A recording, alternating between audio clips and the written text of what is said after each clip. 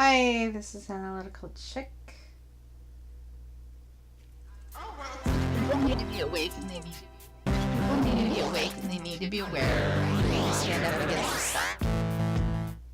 sun. So I'm gonna cover very quickly, hopefully quickly, the shooting that happened, but basically Saturday morning at 11:23 a.m.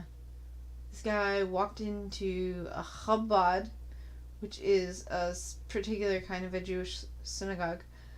He walked into a Chabad in Poway, whatever, it's outside of San Diego, and he started shooting, but they had somebody who was off duty border patrol as well as someone else with a gun, and so the gun was given to the border patrol guy who shot at the guy who basically left, and I think that they shot out his tires or something or damaged his vehicle. And anyway, eventually the police apprehended the guy.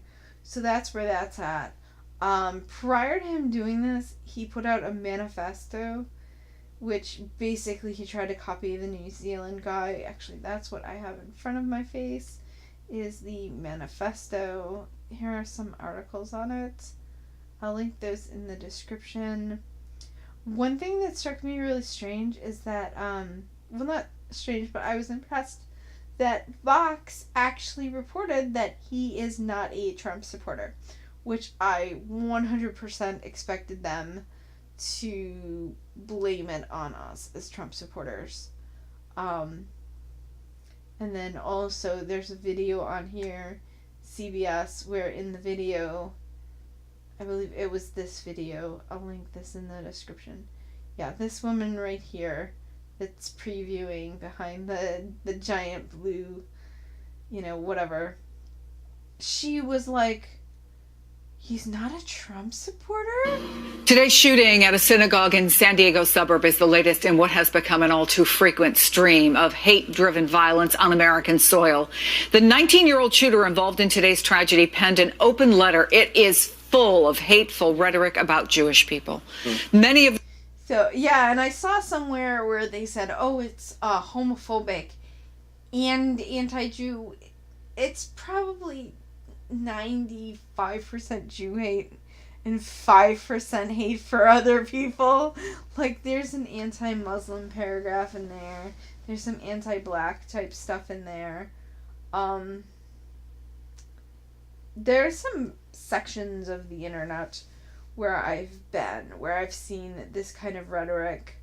Of course, in this manifesto, it's kind of concentrated, so it's all in one place. It's a lot to take in, so let's see, it's it's 6 pages. I think the New Zealand one was much longer. Another thing I wanted to hone in on was he tried to blame PewDiePie. Okay, here. And there we go. And you see right here, I had the help of a man named Felix Arvid Ulf Schellberg. He was kind enough to plan and fund this whole operation. Yeah, no. PewDiePie has been on vacation in Japan, and he would not get involved with this, I'm sure. He actually put out a video disavowing this. I don't think he realized he was in the manifesto.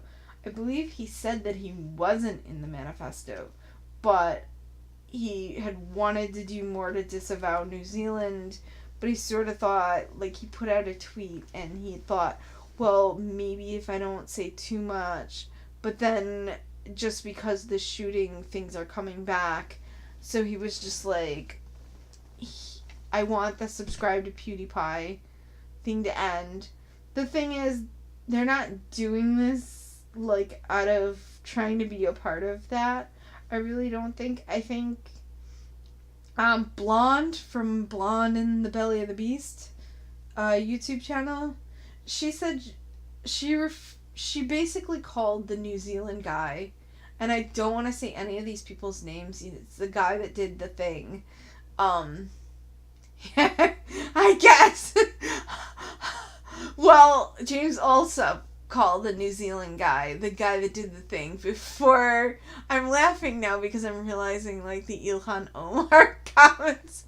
But it's different because you're trying to downplay it because you're trying to not glorify somebody by their name. But the characteristic. So anyway, so the guy that was involved with the New Zealand shooting,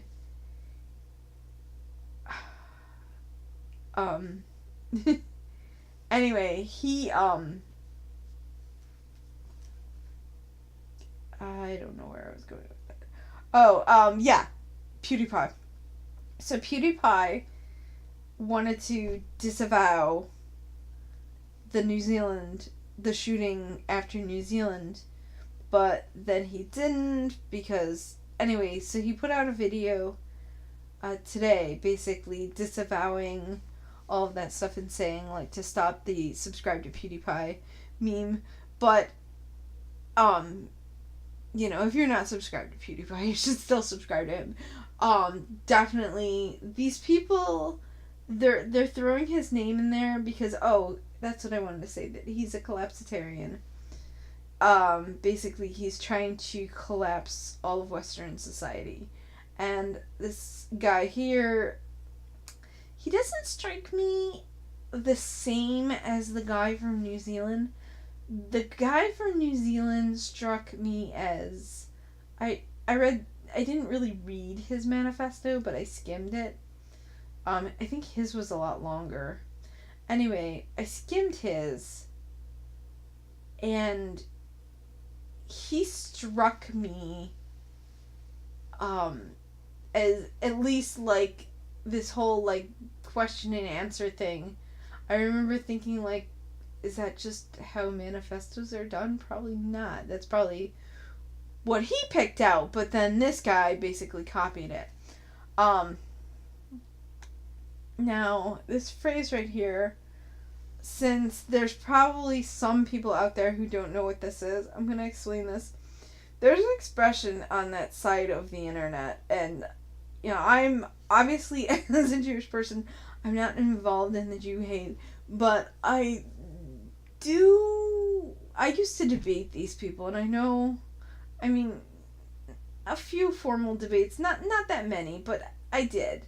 I did a lot of informal debates where I used to call into a call-in show where you would, like, join a Discord server and they would pull you over, and I would end up arguing with people, and I would go on basically alt-right channels on YouTube and argue with people. Anyway, so I know some of their lingo. So, since this is a phrase, like, most people are not gonna know, the glow N-words, there's a phrase, glow in the dark, CIA, you know. So basically, glow in the dark implies that they're obvious, and then they're basically CIA.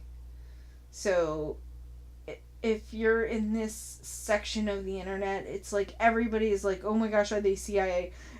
Everybody thinks Richard Spencer. Everybody, when I say everybody, I don't mean, like, literally everybody, but everybody in the, like, casual kind of conversational, as in lots of people, but not literally everybody. Just thought I would clarify that as I'm saying it. But anyway, lots of people in that circle think that Richard Spencer is a glow-in-the-dark CIA person. Pretty much, they could probably nail him for inciting, because he's basically telling other people to do the same thing as him.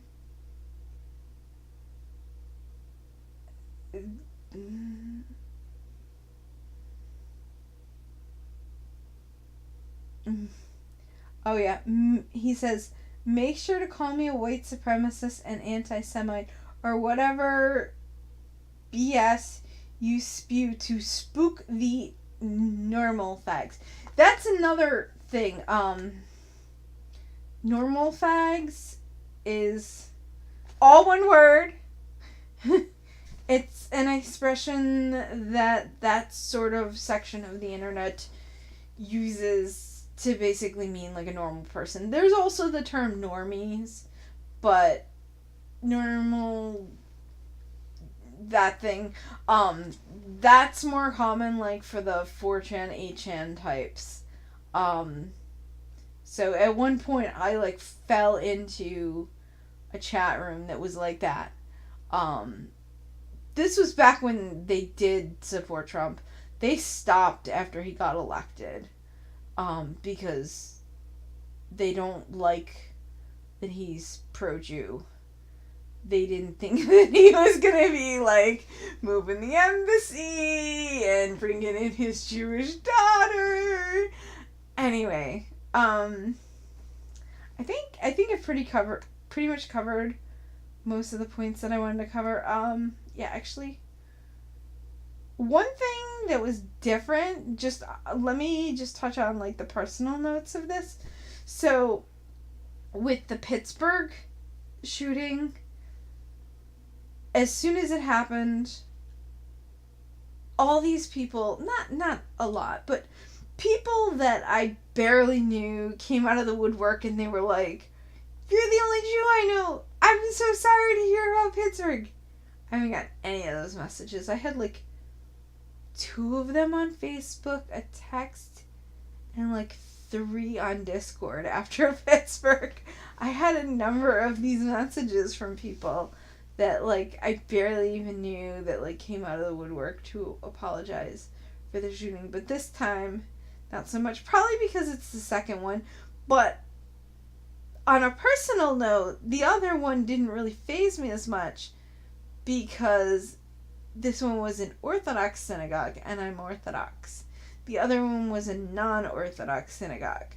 So I felt more removed from it for that reason. I mean, if it was a Chabad in New York City, I don't know if I would know anybody who was there, but I could easily know people who know people, you know. I could easily, and it may even turn out that I have some sort of connection like that. Like when stuff happens in Israel, sometimes there'll be Facebook messages where people will be like, "My cousin, you know, almost got hit by this missile or this rocket." And so it'll be like people who are friends or relatives of somebody that I know. And same thing with Chabad, like Chabad being Orthodox, I know Chabad people. I'm not Chabad. Chabad, I don't know, they're kind of weird. But we love them. You know, they're family, whatever. They're kind of like the Jewish to Jewish missionaries. If you read about them, they go out and they try to find Jews who are not observant and they try to make them observant. Little incremental, like, "Hey, why don't you light candles tonight for Shabbos? Hey, we'll invite you over for a Shabbos meal." Like, so it's really great what they do. Anyway, so they're like a cross between Yeshivish Modern Orthodox and Hasidic. They're usually labeled as Hasidic, but they're very different. Most Hasidim like mix and live in similar areas. They kind of have their own neighborhood, and they also anyway, there's no reason to really like get into how Chabad is different from other sections of Orthodox Judaism. But there's a lot of different sections to Judaism and different factors that can separate them. I don't know. Hopefully this video was not as boring as the other one, because one of my viewers complained that it was boring. So I want to go ahead and try it again, but I'm tired because it's late. So, alright. Thanks for stopping by my channel. I'll see you all next time. People need to be awake and they need to be aware. They need to be aware. They need to stand up against the need to be awake. People need to be awake. They need to be aware. They need to stand up against this stuff. And it's so politically engaged. And it's so politically engaged.